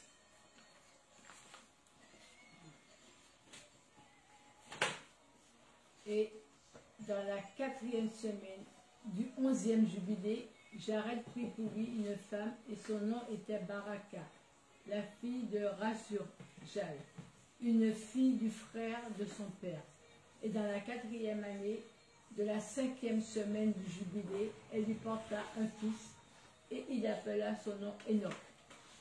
Et il était le premier homme parmi les hommes étant né sur terre qui apprit l'écriture et la connaissance et la sagesse et qui écrit dans un livre les signes du ciel selon l'ordre de leur mois pour que les hommes... Il écrit dans son livre quoi? Les signes du ciel. Amen. Selon l'ordre de leur mois pour que les hommes connaissent les saisons des années suivant l'ordre de partition de leur mois. Et il fut le premier à écrire un témoignage et qui témoigna aux fils des hommes parmi les générations de la terre et fit le décompte des semaines des jubilés. Amen. Il est le premier homme qui a fait quoi? À écrire un témoignage et qui témoigna aux fils des hommes. C'est le premier qui a écrit. Oui, le premier à écrire un témoignage. C'est important qu'on connaisse les premiers écrits de l'homme. Le premier. Le premier homme qui l'a écrit, mais qu'est-ce qu'il a écrit? Alors, on va étudier. Il faut qu'on connaisse ce texte. Qu'est-ce qu'il a écrit? Et on peut retrouver ce texte dans ce livre. Qui veut dire, tout cela, je dis tout ça pour voir l'importance d'étudier. Mais qu'est-ce que le premier de nos pères, qu'est-ce qu'il a écrit? Allez, continue. Et rappelons-nous, c'est fondation. Ça veut dire le premier. Tout part d'une fondation. Une maison, tu ne pars pas par le toit, tu commences par la fondation. Continue. Ce fut le premier à écrire un témoignage et qui témoigna aux fils des hommes parmi les générations de la terre et fit le décompte des semaines des jubilés. Et il leur fit savoir les jours des années et plaça en ordre les mois et décompta les repos des années comme nous lui avons fait savoir. Et ce qu'il a vu dans une vision dans son sommeil, ce qui était et qui sera, ce qui arrivera aux enfants des hommes à travers leur descendance jusqu'au jour du jugement. Il vit et comprit toutes choses et écrit son témoignage et plaça le témoignage sur terre pour tous les enfants des hommes pour leur génération. Et dans la 7e année du 12e jubilé, il prit pour lui une femme, et son nom était Edna, fille de Daniel, fille du frère de son père. Et dans la 6e année de cette semaine, elle lui porta un fils, et il appela son nom Methusela. Alléluia. Et continue. Comme ça, on va faire on va finir avec le livre de Jubilé. Et ces 6 jubilés d'années, il était plus souvent avec les anges de Dieu qui lui montrèrent toutes choses sur terre, dans les cieux. Alléluia. Et la gouverne du soleil. Et il écrit tout. Il écrit tout. Et il témoigna des vigiles qui avaient péché avec les filles des hommes. Des vigiles ou vigilants? Des vigiles. Vigiles, ouais, c'est pareil. Qui avaient péché avec les filles des hommes, car ces derniers avaient commencé à s'unir et se souiller avec les filles des hommes. Et Enoch témoigna contre eux tous. Et fut pris d'entre les enfants des hommes, et nous les conduisîmes dans le jardin d'Éden avec dignité et honneur. Et observant de là, il écrit la condamnation et le jugement du monde, et toute la cruauté des enfants des hommes. Raison pourquoi Dieu emmena les eaux du déluge sur terre, sur toute la terre d'Éden. Et il fut placé là en signe pour être témoin contre tous les enfants des hommes, pour que se fasse le compte de toutes les actions des générations jusqu'au jour de la condamnation. Et il boula l'encens du sanctuaire, des épices douces acceptables devant le Seigneur sur la montagne. Car le Seigneur avait 4 endroits sous la terre: le jardin d'Éden et le mont de l'Est. Et le mont Sinaï, cette montagne sous laquelle tu es en ce jour, et le mont Sion, qui sera consacré dans la nouvelle création pour une sanctification sur la terre, par laquelle la terre sera absoute de toute sa faute et de de son impureté à travers les générations du monde. Amen. Bon, on va pas détailler ces quatre lieux, mais je pense un jour, il faudra qu'on fasse une étude sur ces 4 lieux. Hein? Qu'est-ce que ça représente pour nous? Alléluia, que ça représente surtout pour Dieu. Mais là, Enoch, nous avons vu là, nous avons lu que Dieu lui a remis, il a écrit Enoch. Et nous allons essayer de voir ces livres. Parce que nous avons vu que le livre de Jude, il avait les enseignements d'Enoch. Il avait des livres avec les enseignements d'Enoch. En plus, il cite Enoch. Non seulement il cite son nom, mais il cite son écrit dans Jude. Qui veut dire, il est important pour nous chrétiens, aujourd'hui, d'étudier les livres d'Enoch. Les apôtres étudiaient la vie d'Enoch. Et selon le livre de l'Apocalypse, Enoch reviendra. Qui veut dire, un jour ou l'autre, les enseignements qu'il a donnés là vont réapparaître. Quand Enoch viendra, il va rappeler tous les enseignements qu'il a donnés, tous les enseignements que nous avons perdus ou nous avons éloignés de notre bibliothèque, de nos lectures.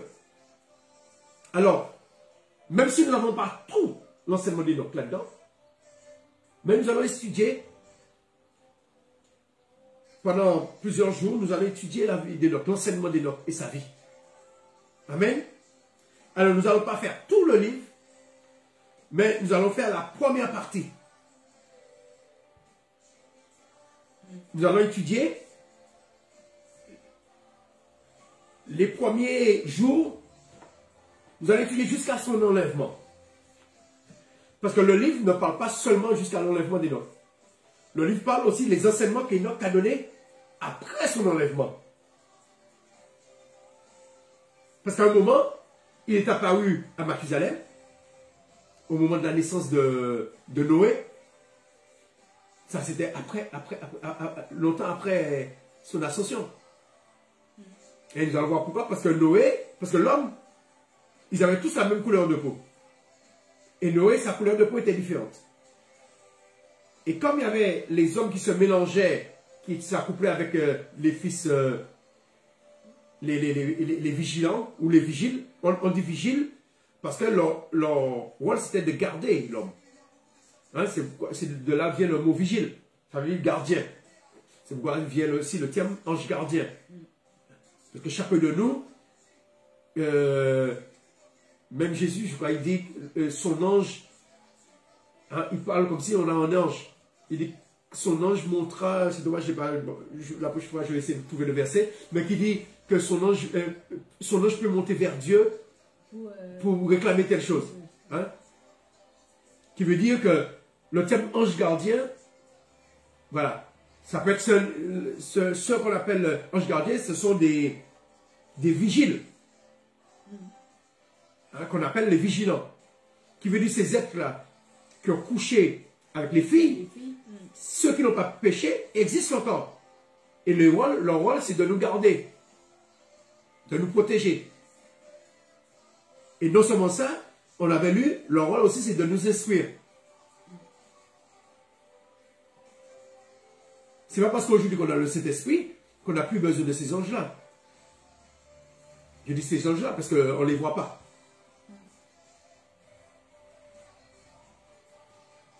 Des fois, on peut entendre une voix. On peut entendre une voix, et pourtant, on n'a pas l'Esprit de Dieu en nous. C'est notre vigilant qui nous parle. Peut-être c'est ce que tu as vécu lorsqu'on s'est rencontrés.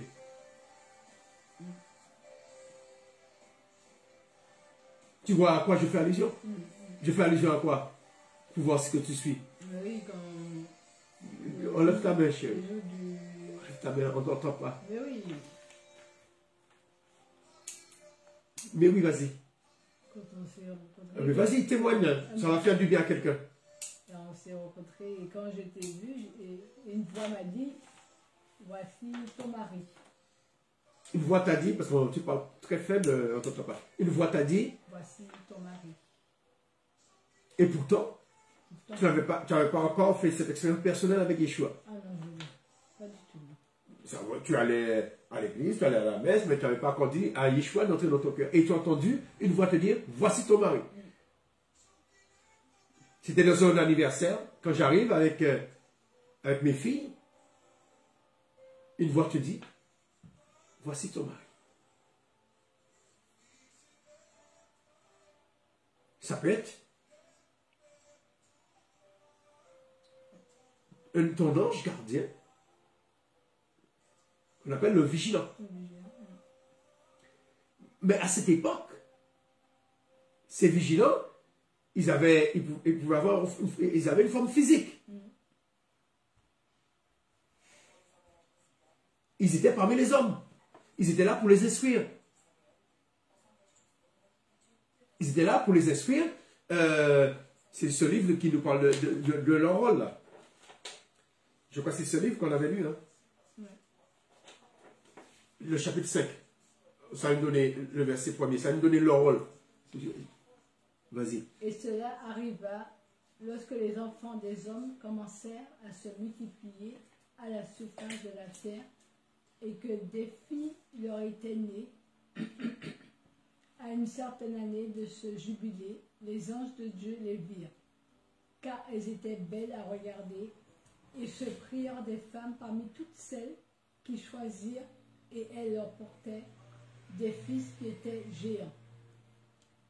Et les sans-loi augmentaient sous la terre, et toute chair corrompit sa voix, hommes et bétail, et bêtes et oiseaux pareillement. Eux tous corrompirent leur voix et leur règne. Oui, mais je veux que tu lises au moment pour voir pourquoi Dieu les avait envoyés. C'est bien dans le livre d'Enoch. Oui, c'est dans le chapitre 4. Pourquoi Dieu les avait envoyés. Est-ce que c'est bien, peut-être ce chapitre-là, hein? On continue, parce que, continue.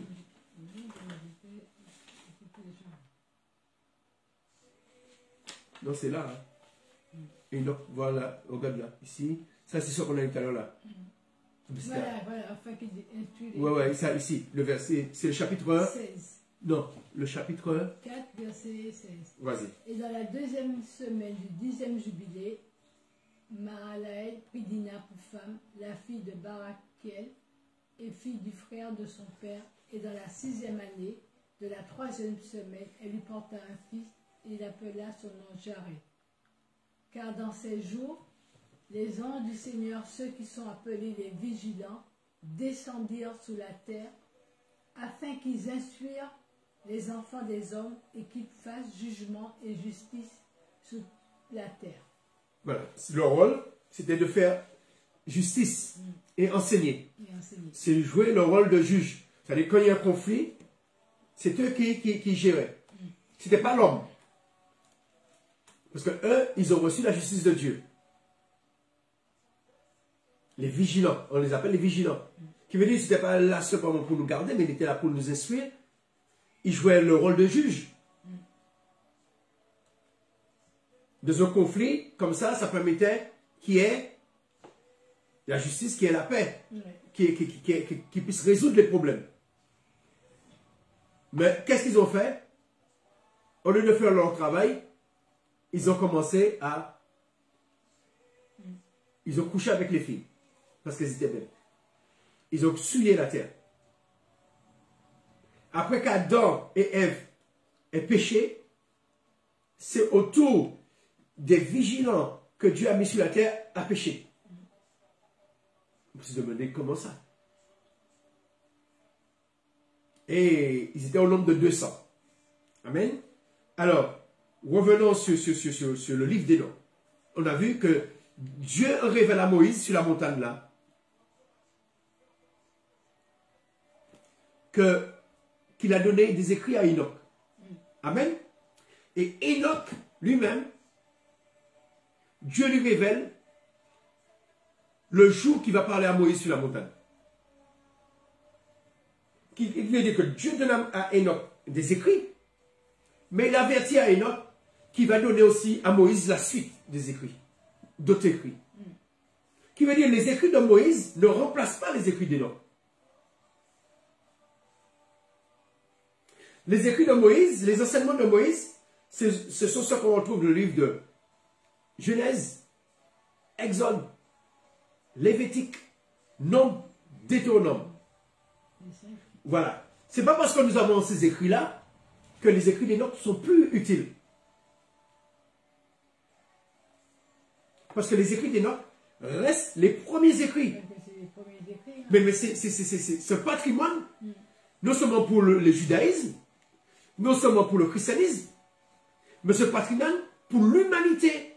Ce sont les premiers écrits, les premières paroles venant de Dieu qui a été écrite. Qui a été écrite. Qui ont été écrites. Les premières paroles de Dieu qui ont été écrites. Merci ma chère.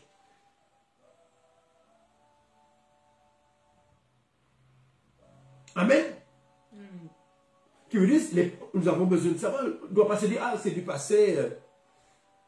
Maintenant, ce qui nous intéresse, c'est coronavirus, c'est guérison, c'est... Oui, c'est important. Mais c'est important d'étudier le passé. Surtout, lui, il a reçu, pour l'époque de Noé, pour son époque, pour l'époque de Noé, hein, qui était à peu près près de 1000 ans, entre 500 et 1000 ans après lui, pour l'époque de Moïse, comme ça, avec les écrits d'Enoch, on pouvait savoir, les gens, Israël à l'époque de Moïse, en connaissant les écrits d'Enoch, puissent voir que Moïse est un homme de Dieu. Moïse a été annoncé avant. Et selon les paroles d'Enoch et les paroles de Moïse, on pouvait reconnaître l'époque de Yeshua, que Yeshua est vraiment le Fils de Dieu. C'est le Messie. Parce que ce que Yeshua fait est écrit dans les écrits de Moïse et est écrit aussi dans les écrits d'Enoch. Plus tous les prophètes qui ont existé avant Yeshua. Dieu ne fait pas des choses, il n'envoie pas un prophète comme ça, et puis on imagine que c'est un prophète venu de Dieu. Non, tous les prophètes ont été annoncés avant. Je parle les prophètes importants. S'il n'a pas été annoncé avant, ce n'est pas un prophète important. C'est un petit, je sais pas, c'est un petit chouïaya.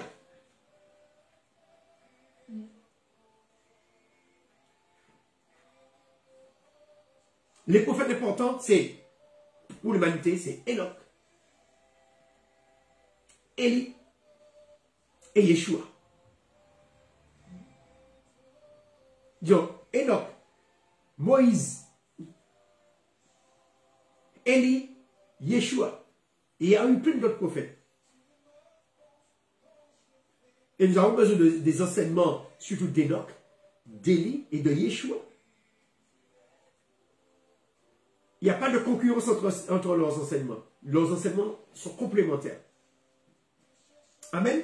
Amen. Alors, pendant que nous étudions les enseignements que Moïse a reçus, mais Moïse, Dieu l'enseigne les enseignements d'Enoch. Et nous ne les connaissons pas. Les chrétiens, nous ne connaissons pas. Seuls les Éthiopiens ont le livre d'Enoch dans leur Bible. Auparavant, les Juifs avaient les enseignements d'Enoch.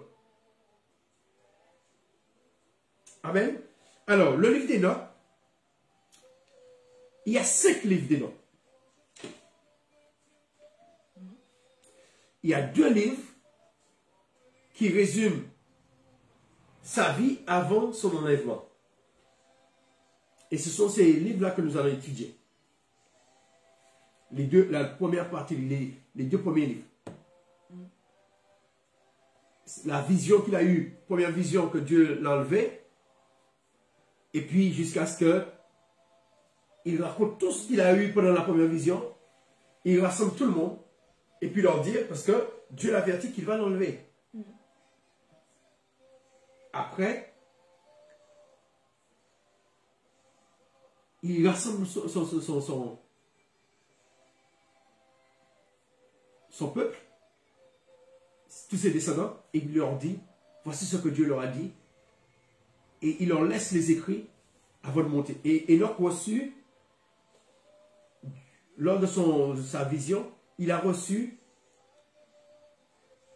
365, je crois, livres. Et dans ces livres, on retrouve les écrits qui sont écrits dans ce livre, dans ces 365 livres. Mais ce livre-là que nous avons, n'est pas un livre d'Enoch, n'est pas écrit par Enoch. On retrouve des extraits de ces livres-là. Mais un jour, les 365 livres vont réapparaître. À l'époque qu'il reviendra, ces livres-là seront révélés, seront révélés, réapparaîtra. Amen. Alors, nous allons juste, aujourd'hui c'est juste l'introduction, et puis nous allons étudier ces écrits. Amen. Alors, juste, tu vas lire jusqu'ici. Nous allons conclure par cela. Le livre d'Enoch est un écrit pseudipigraphique de l'Ancien Testament attribué à Enoch, arrière-grand-père de Noé. Il fait partie du canon de l'Ancien Testament de l'Église éthiopienne orthodoxe, mais il est rejeté par les Juifs et n'est pas inclus dans la Bible dire des Septante. Il a été officiellement écarté des livres canoniques vers 364 lors du concile de Laodicée. Vers 364, au concile de quoi? De Laodicée. Le concile de Laodicée, ce sont les catholiques qui l'ont écarté. Le canon 60. Et il est considéré depuis comme apocryphe par les autres églises chrétiennes. Il était connu en Occident, au moins indirectement, et on retrouve par exemple son influence sous les passages consacrés au calendrier dans les textes hiberno-latins, comme l'Altus Posator. Enoch d'Éthiopien est composé de 5 livres, précédés d'une introduction 1-5 aux 3 premiers livres. Les livres des vieilleurs, 6-35, composés à une époque... C'est le chapitre 6, verset 35. On va étudier ce livre-là. Composé à une époque antérieure à 200 ans avant Jésus-Christ. C'est-à-dire que ce livre-là, cette copie, a été écrite 200 ans avant Jésus-Christ. C'est-à-dire que lui, cet auteur-là, il s'est inspiré des vrais livres, le vrai livre d'Enoch. Parce qu'on n'a pas les vrais livres d'Enoch, on n'a pas les 5 livres. Le deuxième livre décrit la rébellion et la chute des anges déchus, puis plusieurs voyages visionnaires au ciel et aux enfers en compagnie des archanges. Ça, c'est le premier livre. Vas-y, continue. Qui lui font diverses révélations. Le livre se divise lui-même en 2 parties. Livre. Livre verset 1. Non, le livre 1. Le livre 1, dans ce livre-là, dans ce livre-là qui est dans cette rédaction, c'est à partir du chapitre 1 jusqu'au chapitre 11. Chapitre 11. Et le deuxième livre, c'est chapitre 12 jusqu'au 35. Voilà, c'est cette partie que nous allons étudier. Après, nous allons voir sur la partie que Enoch rencontre Noé avant le déluge. Cela, on le fera après. Amen. Lorsqu'on parlera du déluge, on reviendra dans le livre d'Enoch. Amen. Amen. Voilà. Alors, c'était juste une introduction pour vous expliquer l'importance du livre d'Enoch à l'époque de Moïse, à l'époque de Yeshua et à l'époque des disciples. Amen. Amen. Alors, j'espère que ça vous donnera envie de lire, de dévorer, de déguster le livre d'Enoch. Amen. Alléluia. Amen. Que Dieu vous garde, que Dieu vous bénisse. Et nous allons remercier Dieu pour cette première partie sur les enseignements d'Enoch et des instructions d'Enoch et de la vie d'Enoch. Amen. Éternel, merci. Merci pour la révélation. Merci pour l'enseignement que ton serviteur nous a donné. Merci parce que Enoch a été le premier homme à connaître les saisons, les temps et tout ce qui suit. Seigneur, merci.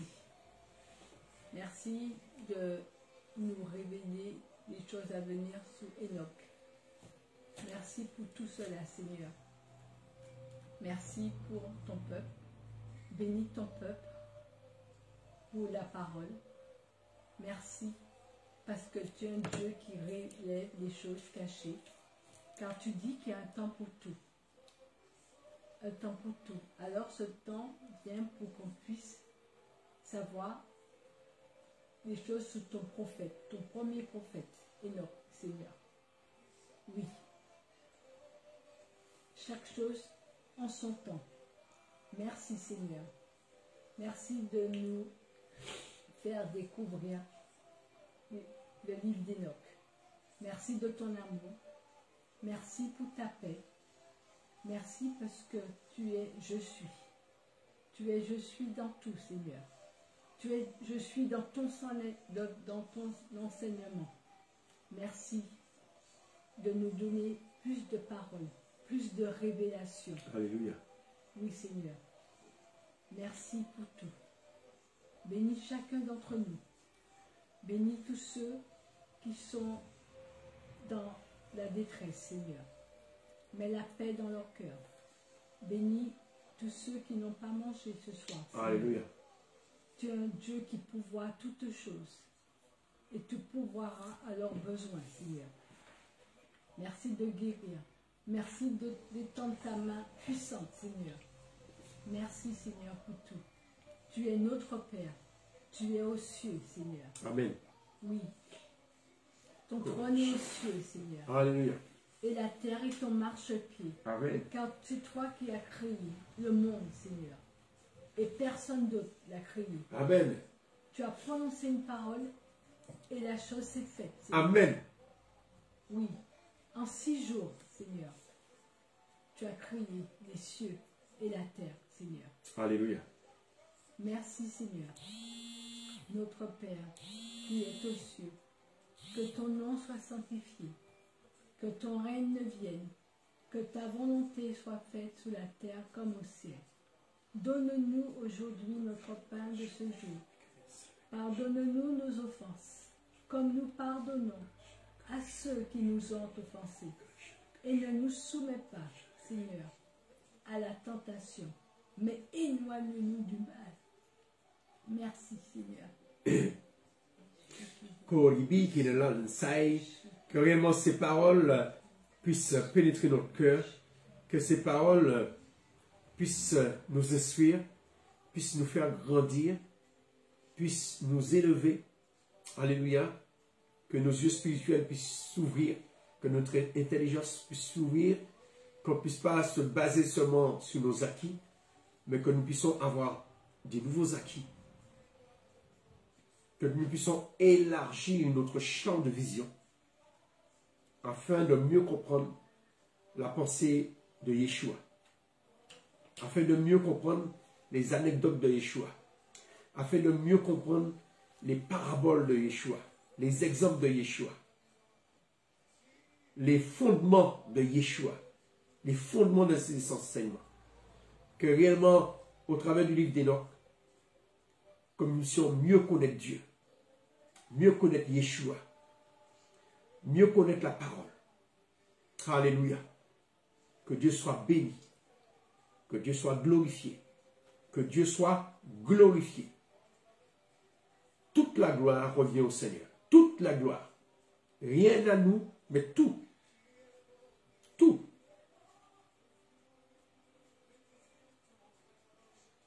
Non pas un dixième qui revient au Seigneur. Non pas 2 dixièmes, ou 3 dixièmes, ou 9 dixièmes, mais que tout, 100% revient au Seigneur de la gloire.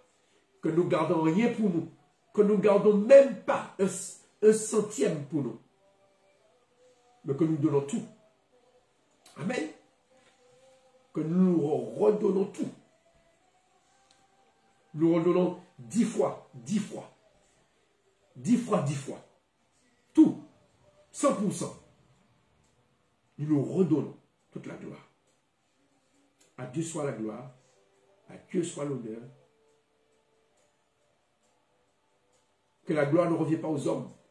Que la gloire ne revient pas ni à moi, ni à Constantin, ni à Luther, ni à Paul, ni à Jacques, ni à Pierre. Mais toute la gloire revient à Dieu. Que la gloire ne revienne pas à l'Église, ne revienne pas à l'Assemblée, ne revienne pas à une communauté. Que la gloire ne revienne pas à une dénomination, mais que toute la gloire revient à Dieu. Touch me, live and blood, toute la gloire revienne à Dieu. Le mot dîme, ça veut dire redonner à Dieu. Kochi bikin bai bikin soko.